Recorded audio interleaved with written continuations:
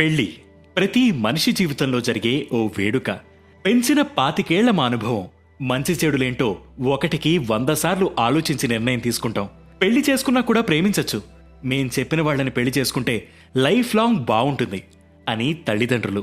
25 ఏళ్లు మీకు నచ్చినట్టే అన్నీ జరిగాయి, కానీ పెళ్లి మాత్రం మాకు నచ్చినట్టు జరగాలి, ప్రేమించి పెళ్లి చేసుకుంటే లైఫ్ హ్యాపీగా ఉంటుంది అని పిల్లలు. ఇలా పెళ్లి మీద ఒక్కొక్కరికి ఒక ఒపీనియన్ ఉంటుంది. మీరు చెప్పండి, ఏ మ్యారేజ్ చేసుకుంటే లైఫ్ లాంగ్ హ్యాపీగా ఉండగలమంటారు? ప్రేమ పెళ్ళి అంటారా? మన దేశ అత్యున్నత న్యాయస్థానం చెప్పిన మాట ఏంటో తెలుసా?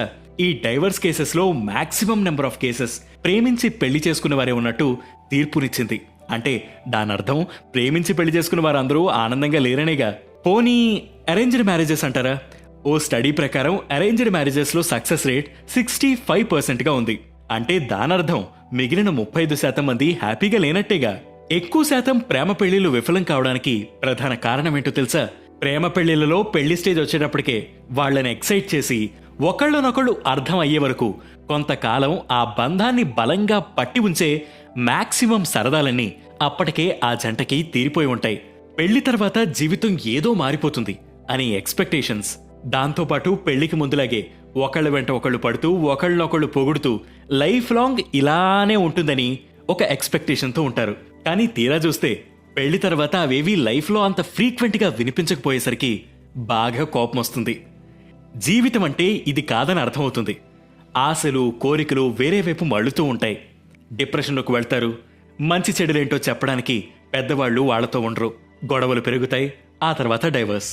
ఇక అరేంజ్డ్ మ్యారేజ్ విషయానికి వస్తే పిల్లోడికి ఆస్తులు ఎంతున్నాయి, ఎంత వాటా వస్తుంది, ఎంత సంపాదిస్తున్నాడు, ఎన్ని కార్లున్నాయి, బంగాళాలున్నాయి, ఇలా మాక్సిమం అరేంజ్డ్ మ్యారేజెస్ అన్ని ఫైనాన్షియల్ స్టేటస్ చూపించి నీ లైఫ్ మారిపోతుంది వీళ్ళని చేసుకుంటే అని పెళ్లికి ఒప్పిస్తారు.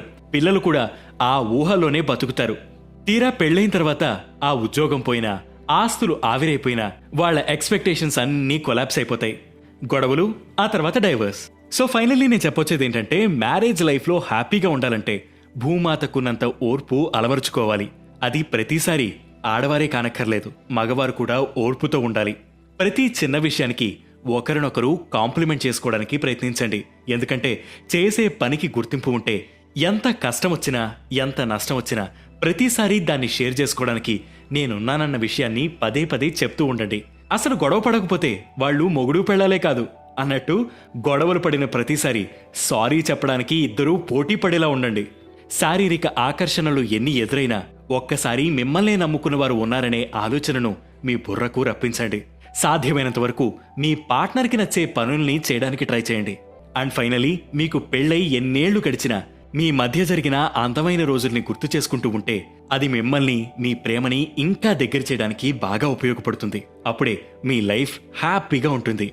ఒకసారి ఇది కూడా ట్రై చేసి చూడండి.